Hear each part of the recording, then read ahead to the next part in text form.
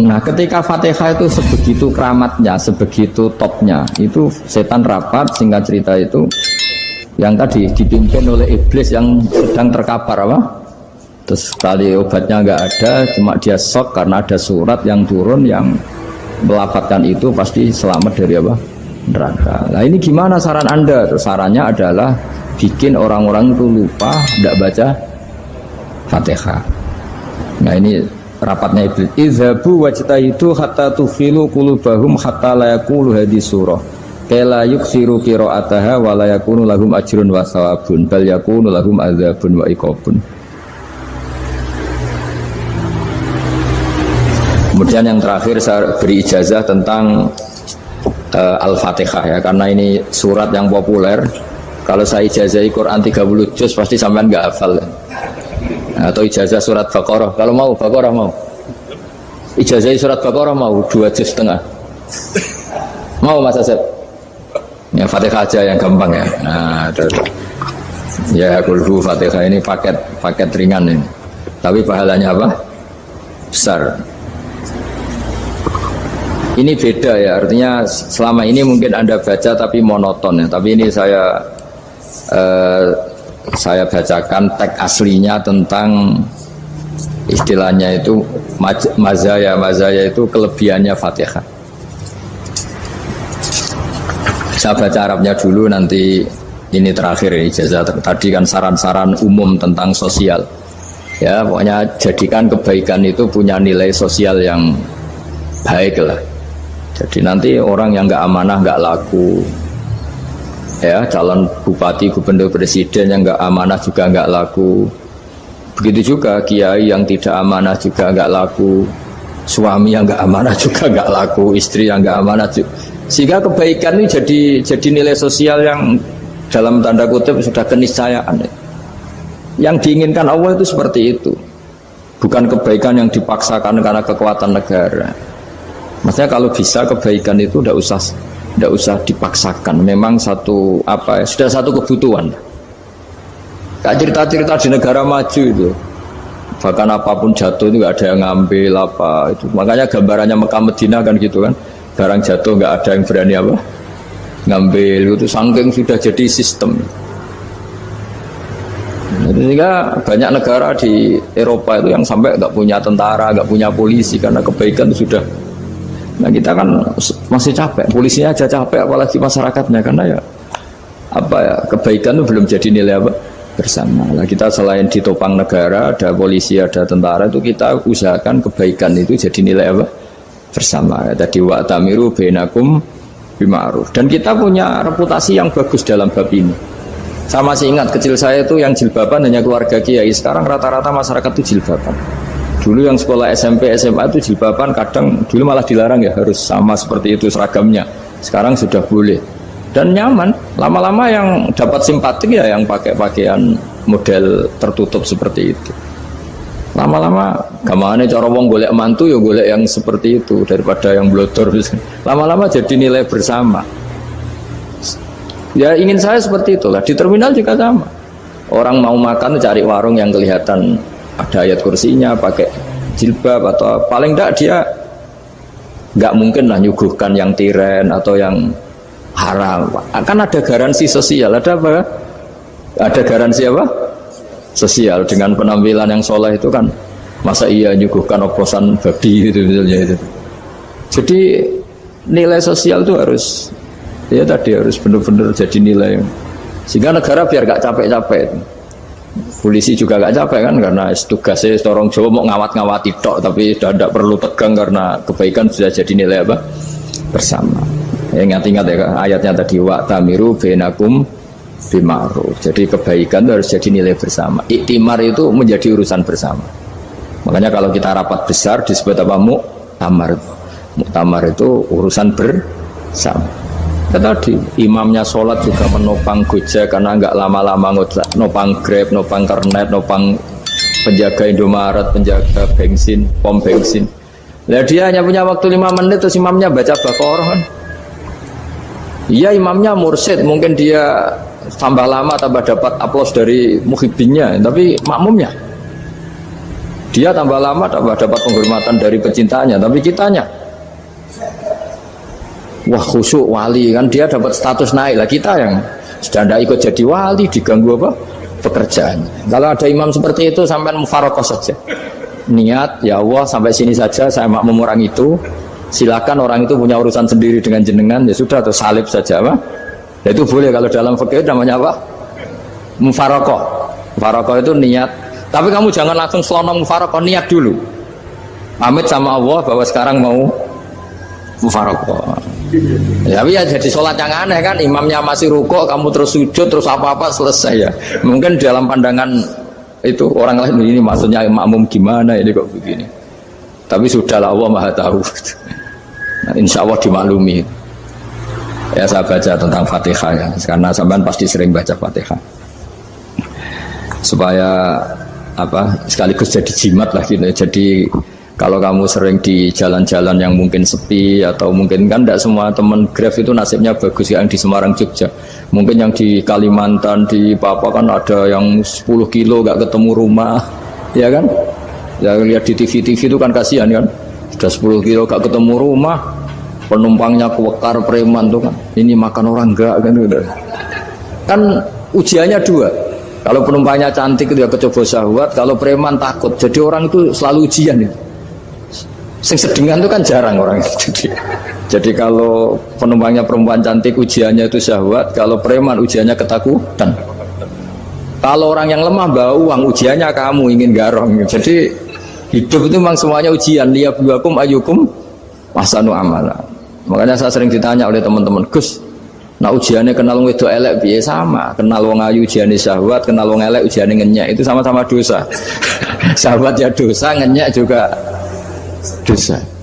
Wah elek keriting untune metu ya dosa, ngomong gitu. Kadang-kadang orang berpikir enak kancanan wong elek gak dosa. Kata siapa? Kancanan wong elek itu ya dosa, karena bawaannya ngenyek. Ngenyek itu menyepelekan itu.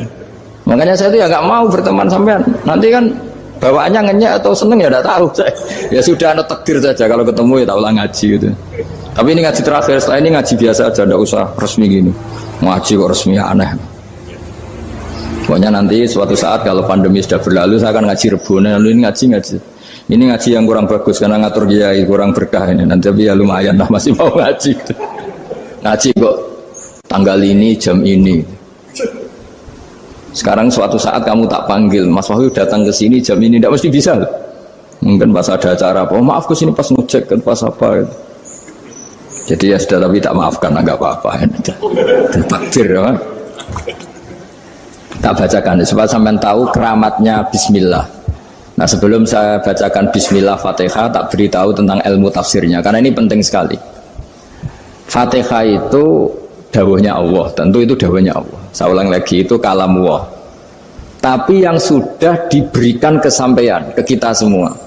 Sehingga seakan-akan itu menjadi dawuhnya kita ke Allah. Jangan salah loh ya, Fatihah itu dawuh Allah tapi sudah diberikan ke kita. Sehingga posisi kita itu yang punya itu. Nah, kenapa ini perlu dijelaskan? Karena nanti ada kalimat iyyaka na'budu wa iyyaka nasta'in. Kalau itu masih kalam Allah, berarti Allah ngomong ke kamu, ngendikan ke kamu, kepadamu aku menyembah. Masa Allah menyembah kamu? Nah, sehingga ilmu tafsir itu menyelesaikan itu dulu ya. Saya ulang lagi ya, sebelum sampean sering baca Fatihah, aku yakin ya sering baca. Tapi barokahnya ndak paham itu ndak pernah janggal. Enggak paham itu ya penting supaya ndak iskal, ndak janggal. Sebetulnya di kalimat itu ada yang janggal. Kalau Fatihah itu kalimatnya Allah atau kalam Allah, bagaimana dengan kata-kata iyyaka na'budu? Masa Allah ngendikan ke kita, kepadamu kami menyembah? Masa Allah menyembah kita? Maka penyelesaiannya secara ilmu tafsir gimana? Semua ulama mengatakan, bukan satu dua, semuanya mengatakan di Fatihah itu semuanya diberi kawalan kalimat. Saya ulang lagi ya, di Fatihah itu semuanya diberi awalan kalimat qulu, katakan wahai hambaku begini. Ya, katakan wahai hambaku begini. Nah, begini ini pelajaran dari Allah yang sudah diberikan ke kita. Terus kita mengatakan bismillahirrahmanirrahim, alhamdulillahirabbil, termasuk kita mengatakan iyyaka na'budu wa iyyaka nasta'in. Jangan bayangkan Allah ngendikan ke kita. Kalau Allah ngendikan kita berarti gini, hei wahyu, ihdinas siratal mustaqim, tunjukkan saya jalan yang benar. Nah nanti kamu terus, ya Allah, Anda aja minta tolong saya minta tolong siapa kan? Jadi panjang kan? Ya, saya ulang lagi ya. Jadi itu di Ulumul Quran diterangkan gimana? Sebelum baca Fatihah, ya. Fatihah itu kalamullah, ngendikane Allah, tapi yang sudah diajarkan ke kita dan sudah milik kita, sehingga kalimat itu menjadi milik kita. Tapi ya kalamullah, tetap kalamullah, tapi sudah menjadi milik kita. Udah paham ya? Ya pinter naon. Ya, karena kalau tanpa penjelasan seperti ini, Anda akan iskal. Bagaimana Allah, iskal itu janggal. Bagaimana Allah mengatakan iya karena butuh? Kan jadi aneh ya? Ya, jadi tak jelaskan secara ilmiah ya. Jadi kata ulama-ulama tafsir, ayat-ayat Quran seperti ini sebetulnya dimulai dari qulu apa? Meskipun nggak dilafatkan. Itu kan sama dengan qul huwallahu ahad Muhammad. Katakan kalau Tuhan itu satu. Ya namanya Quran itu kan kalam Allah, membina nabinya, membina umatnya. Makanya dikatakan atau enggak, di sini tersembunyi kata qulu, katakan. Ya. Jadi ya ibarat apa itu? Kamu ngajari anak kamu lah. Panggil jenengan bapak kula. Itu maksudnya anak itu, kalimat itu kalimat kamu, tapi kamu ajarkan ke anak kamu. Terus anak kamu bilang, Pak jenengan bapak kulo. Nah, ketika kamu mengatakan jenengan, bukan kamu mengatakan jenengan anakku, berarti anakmu itu bapakmu, kan lucu kan? Anak kamu ajari jenengan bapak kulo, kamu engkau bapak saya. Terus anak kamu mengulang jenengan atau kamu bapak saya. Berarti itu kalimat yang kamu ajarkan, tapi sekarang sudah milik anak kamu. Kalau itu kalimat kamu kan lucu, masa anak kamu bilang bapak. Nah itu seperti itu. Jadi ulama memberi solusi atau jawaban iya karena abudu.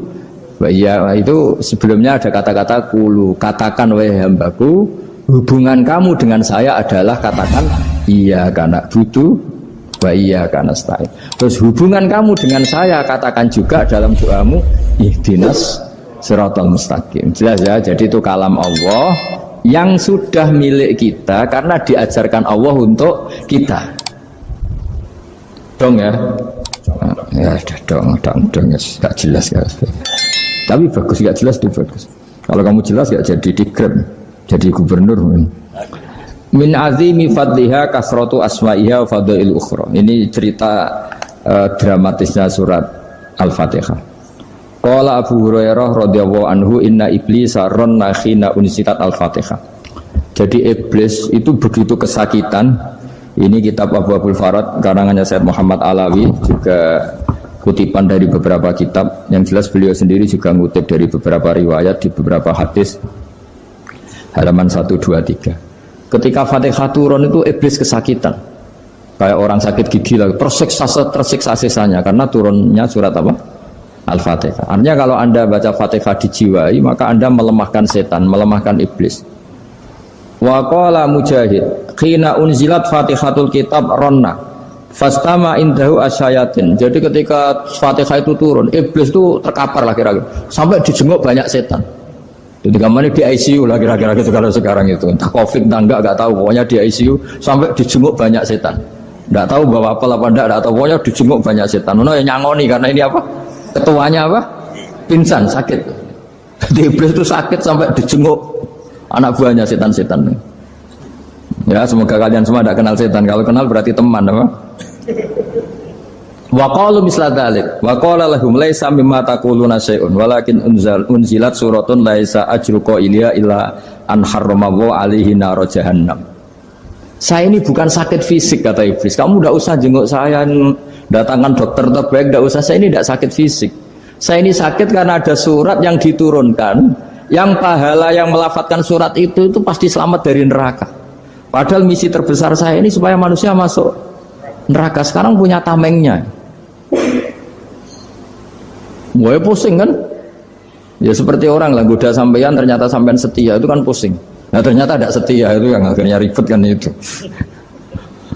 Jadi iblis itu cita-cita terbesarnya kan semua orang itu masuk neraka. Nah sekarang turun satu surat yang gara-gara surat itu siapapun yang baca dijamin selamat dari neraka. Jadi walakin unzilat suratun laisa ajru qailiha illa an harramallahu alaihi nar jahannam. Karena jadi dia shock lah, kalau orang di Jawa itu bilang shock.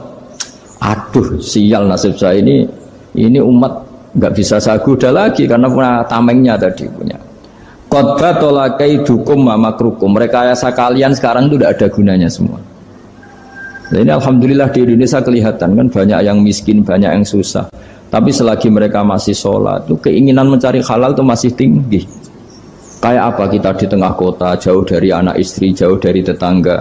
Biasanya kalau orang jauh dari anak istri, tetangga kan sakar pede. Tapi yang soleh masih banyak, sudah jauh dari keluarga tetap lurus. Loh, kalau yang dekat lurus kan wajar, konangan wong akeh kan. Ini sudah jauh masih lurus. Nah ini nggak lepas dari barokahnya surat apa? Surat Fatihah tadi. Jadi karena ada surat yang menjamin pelafalnya atau qailiha terbebas dari api neraka. Wa qalat as-sayatinu lahu is ayyusai'in ta'muruna ya maulana. Faqala lahum idhabu wajtahidu hatta tukhfilu qulubahum hatta la yaqulu hadhihi surah. Lalu kita gimana? Jari para setan gitu. Lalu kita gimana? Terus kata iblis, sudah bikin mereka lupa sehingga tidak baca lagi. Selagi masih baca kita pasti keok. Jadi kalau sampean sudah jarang baca Fatihah itu berarti sudah bagian dari kemenangan apa? Iblis. Jadi kalau sampean sudah jarang baca Fatihah itu berarti bagian dari kekalahan Anda, kemenangan iblis. Masih sering baca? Berapa kali? 5 kali sholat. Terus apa lagi? Ya, kalau ngajarin itu juga selain itu juga Kok 5 kali tok itu? Berarti pas sholat fardu tok itu? Enggak 5 kali itu mendingan itu 17. Kamu itu ngitungnya jangan 5 ini. 5 waktu saja. 5 waktu itu berarti lumayan kan? Berapa? 17 ya? Iya. 17 ya? Ya 17, tapi kalau makmum tuh sering separuh kan, apalagi makmum terawih. Ya kan? Makmum terawih itu bacanya Fatihah ada yang sempurna enggak ya? Ya enggak lah. Baru alhamdulillah rabbil alamin mampu ruko ikut ruko gitu. Makmum kan yang terawih lah Mas. Kalau terawih jarang sempurna ya. Fatihahnya itu. Kan imam sudah ruko, kamu bacanya Fatihah sampai mana tuh? Baru setengah ya. Ya paling pas terawih aja kan tidak sempurna ya. Apalagi kalau imamnya sing kilat tuh, waduh malah. Nah ketika Fatihah itu sebegitu keramatnya, sebegitu topnya, itu setan rapat, singkat cerita itu yang tadi dipimpin oleh iblis yang sedang terkapar apa? Terus tadi obatnya nggak ada, cuma dia shock karena ada surat yang turun yang melafatkan itu pasti selamat dari apa?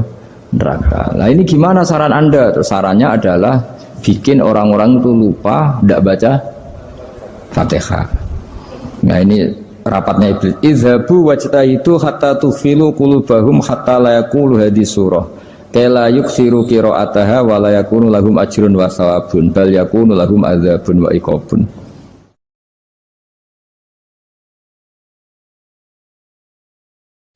Jadi saya mohon selama ini Anda sudah baca, tapi mungkin hanya rutin saja. Kenapa rutin saja? Jadi barokahnya ngaji ini kamu punya kekuatan atau punya semangat membaca karena ini surat yang luar biasa. Ibarat gini, kalau sampean tanya, saya juga sering mikir, masa Gus hanya surat kok punya kekuatan seperti itu?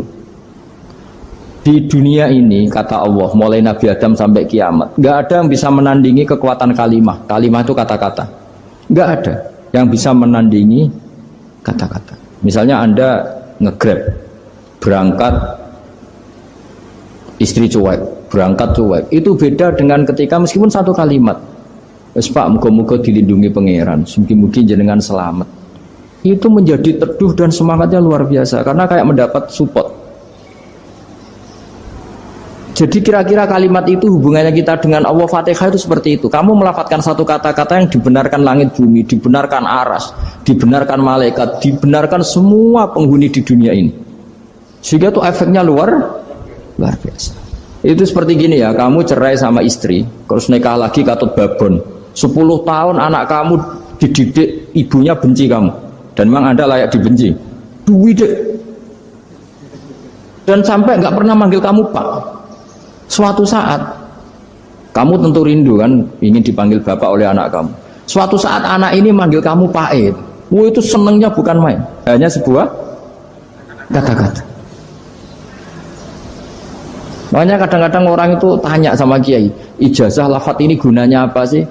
Itu ijazah-ijazah itu untean kata-kata. Yang kata-kata ini dibenarkan langit dan bumi dan aras dan para malaikat, sehingga efeknya itu luar. Nah ibarat seperti itulah, kamu melafadzkan Fatihah itu melafadzkan kata-kata yang dibenarkan Allah dan Rasul dan semua malaikat, semua penghuni langit. Maka ini efeknya pasti luar.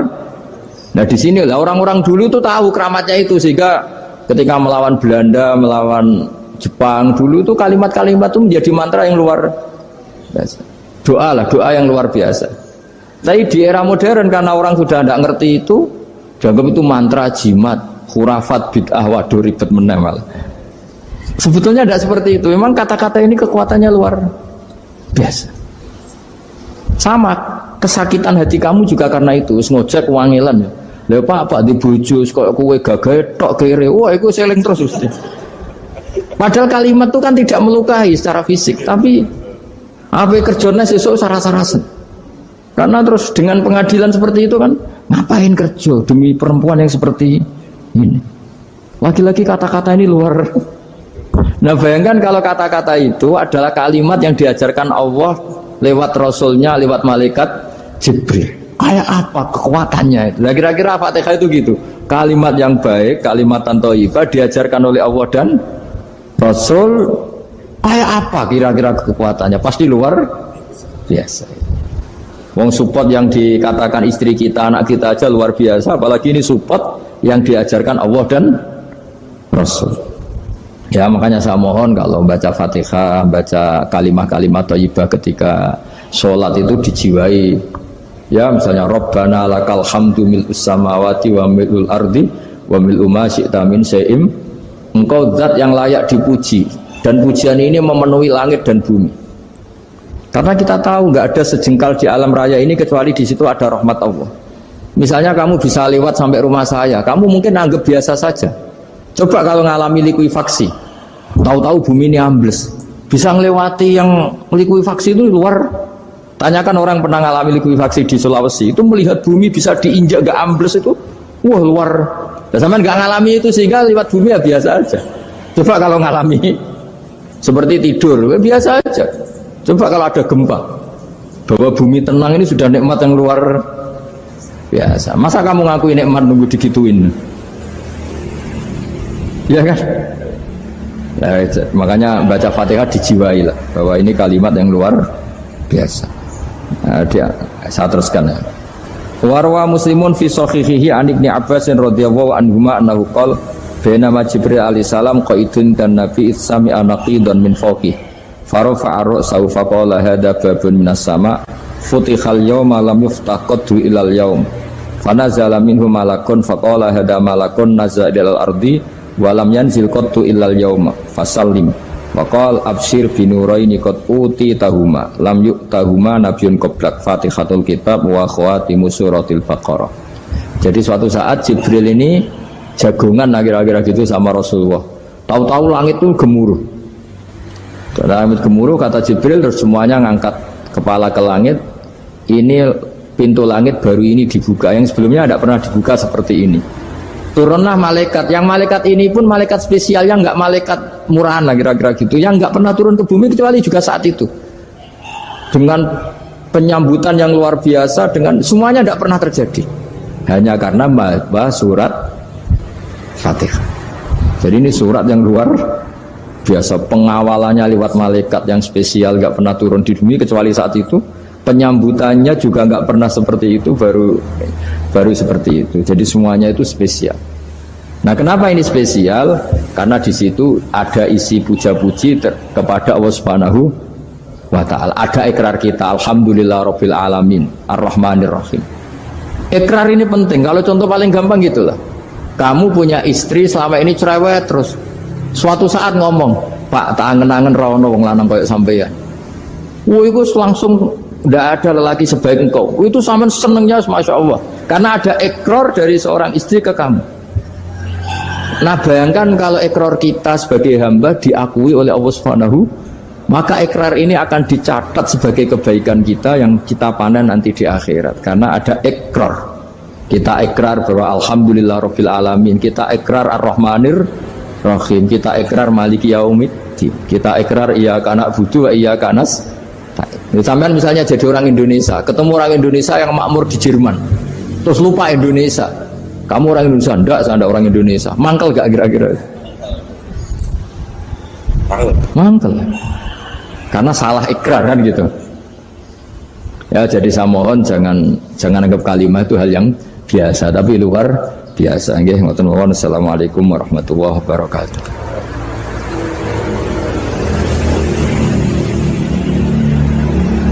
Saya berkali-kali kampanye di mana-mana lah, kampanye dan menganjurkan.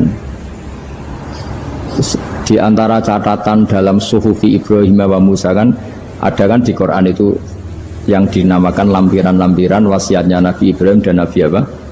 Musa. Itu di antara catatannya begini. Orang yang punya akal itu adalah orang yang bisa menikmati sesuatu yang baik. Misalnya gini, contoh gampang gini. Kamu punya anak pertama atau punya anak yang masih kecil. Itu gendong tuh senangnya bukan main. Melihat anak sehat tuh senangnya bukan main. Mungkin saat itu banyak orang yang sedang maksiat dengan perempuan nakal atau dengan teman-teman nakalnya, yang nganggap seperti itu tidak nikmat. Tapi andekan ini ditimbang ya ditimbang. Yang maksiat tulan, misalnya paling ukuran bahagianya itu 70%. Tapi yang ini, yang nimang anak baru lahir atau masih kecil, corong Jawa ngeloni anak, bisa saja bahagianya itu sampai 100%.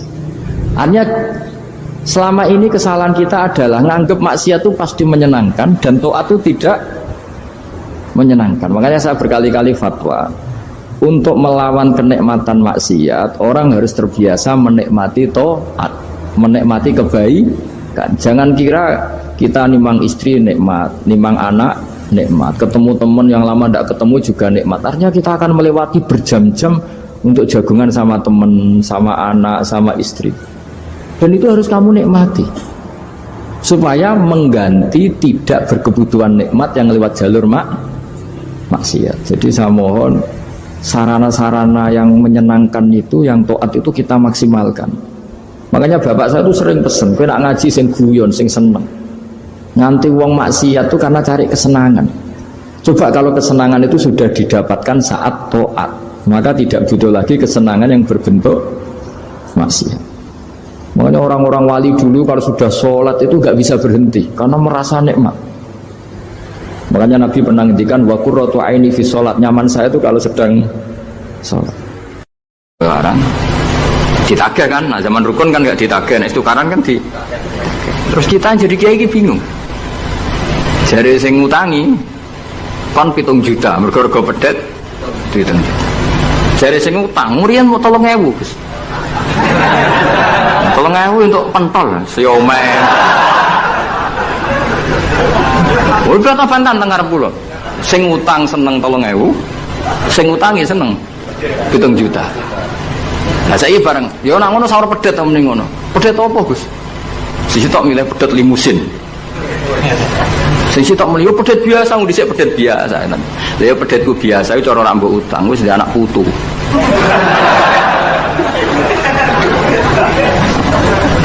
Coba tahun 70 nak duwe anak putu wis.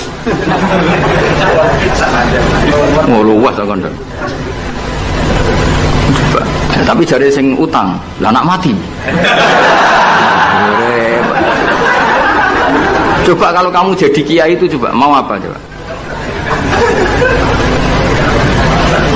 Mulane wong dadi kiai iku berat-berat iku. Ora berat nih, konsultan hukum itu sampean jadi pengacara, menang ra menang nak sing kelas Jakarta itu 1 miliar. Nak kelas kabupaten jadi 5 juta. Jadi kiai gak salam templek 20.000 taruhane swarga neraka. Wong desa paling salam templek 50.000 20.000. Takokane nak dijawab kliru swarga. Nanti kalau berdalu sing rayu pangeran Gusti wis pantes kula mlebu swarga. Wong ora melok utang kok melok mikir. Murwat. Wonten tiyang setengah demenan, setengah nikah niki lapure mbek kiai.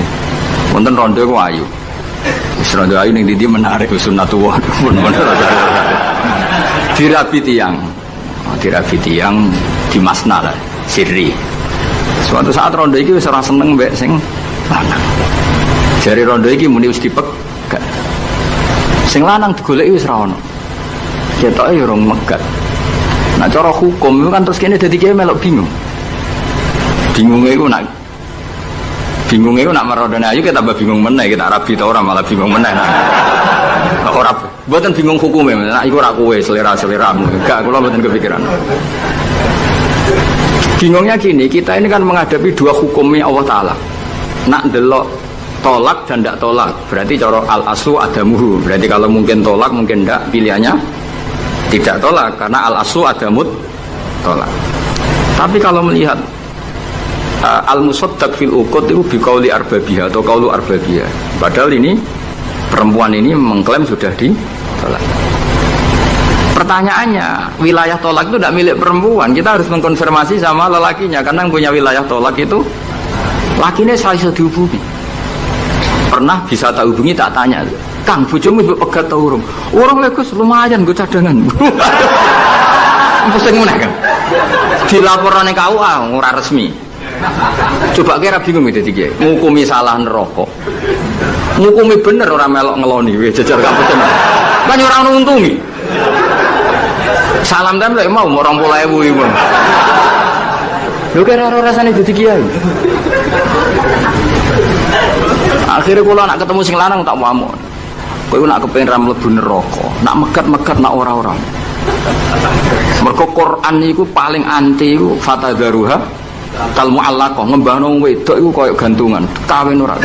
Kowe iku mungkin kira mlebu neraka lewat gak megat, tapi iso mlebu neraka mergo mangkelno aku tak omong ngono.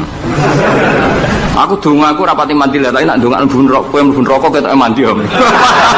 Mangkelno. Ya mun Gus apa gate ben jelas aja ben jelas. Karena ngel-ngel orang juga. Makanya Allah itu anti betul kalau ada orang lelaki menggantung perempuan. Di antara pantangan yang diajarkan apa? Fala tamilu kullal maili fatadharuha kal mu'allaqah. Karena dia mau butuh cadangan ngono tok. Nah lagi nenengan mbek bojone kok ndek alternatif. Mergo si wong iki zina moh, tapi kalong jatahe biologis yo moh. Wis ngono-ngono kan urusanmu. Aku sing pusing, mesti ditakoki hukume. Lah bolak-balik enak kiai sing terkenal gak ngalim ora ono wong takok. Mau wong rono dukun mandi ra mandi ngekeki ning ngarep. Nanti dadi kiai hukum mbek kiai dukun. Kiai dukun kan mandi ra mandi mukadimah segula 2 kilo. Nak mandi ditambahi, nak ra mandi gak ditarik. Aman kan? Mak kiai hukum ora. Ngomong halal haram wis repot. Nak salah neraka. Bener 20.000. Kowe padha. Nane kula sering rayu pangeran Gusti kula niku pantes mlebu swarga. Salah kula kata Allah, pokoke pantes mlebu swarga. Jadi mboten urusan GR mboten jenengan pantes ulama mlebu swarga. Yo repot. Pemene urusan kawin, riba. Karena kita ngadepi hukum sing rubahnya itu Masya Allah. Ya kayak tadi misalnya kue anut uang itu tidak turun. Nah, darani goblok wong gladak kula yang sekarang dinyang wong 200 juta sekarang itu dulu buyut saya kata ibu tukune mau 700 rupiah. Karena uang dulu kan ono sen, di bawah sen ada lagi, di bawahnya lagi ada lagi. Jadi 700 rupiah itu. Nah saiki misalnya gladakku tak dol 700 rupiah. Ibu tuku genteng tok itu ora cukup. Makanya kita ini jadi bingung kan kalau ngukumi utang piutang di masa lalu itu dikrus pakai apa? Ada ulama yang mengatakan dikrus pakai emas. 700 rupiah zaman itu kalau digramkan dapat berapa gram? Ya memang itu paling gampang. Sampai sekarang ya kita pun seperti itu. Misalnya Makanya untungnya pangeran itu luar biasa ya. Perangkat itu tetap ditetapkan sama Allah. Misalnya gini, ada orang konflik utang piutang di depan saya. Tak takoi pedet zaman itu regine pinten, Mbah. Zaman itu 700 Gus atau 3.000. Ya sudah kita tanya di apa itu? Di apa sajalah tanya yang ahli-ahli emas itu tahu. Zaman itu 700 rupiah atau 3.000 dapat emas sekian gram. Mau enggak? Jadi Allah itu menyediakan perangkatnya. Galah kula nu kathah kanca akrab sing bakul emas. Jadi kula nu akhirnya takut, cek iku golek referensi emas tahun 70 itu 3.000 untuk pirang gram. Ternyata ya untuk wakeh. Karena polanya sama, napa? Emas itu kan sama terus sampai ila yaumil kiamat. Makanya bank di dunia pun, World Bank maupun BI sampai sekarang acuannya tetap harga emas. Itu Allah Subhanahu wa taala. Allah itu zat sing maha pinter. Jadi nilai dolar, nilai rupiah gak stabil, tapi harga emas tetap stabil. Artinya gini, kalau kita utang 1 juta zaman itu kok untuk emas 2 gram, 10 tahun kemudian ya sudah, pokoknya emas 2 gram. Meskipun sekarang harganya 4 juta. Paham ya? Jadi tetap Allah itu damel perangkatnya. Akhirnya kula jadi ulama ya rapati bingung. Yus pokoknya kruse emas ku piro? Iki nak kowe anut aku. Mungkin sing mbok takoki aku. Nah nek anut aku ya aja takok aku. 20.000 ngajak neraka ngono.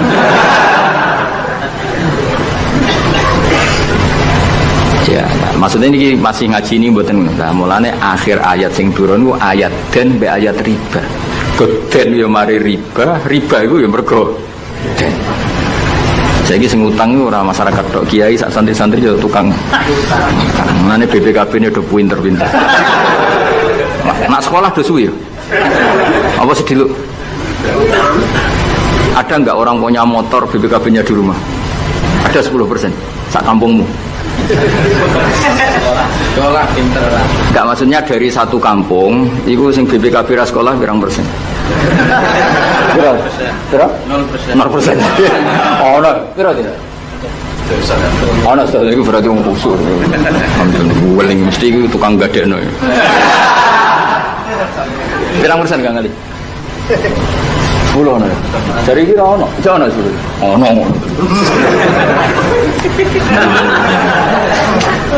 Saya Pirang persen ya? Semua tok. Kalau sertifikat tanah? Akeh ndi? Maksudnya lebih akeh sekolah ya apa akeh ning omahe? Oh, berarti nak motor, mobil akeh sing sekolah. Nah,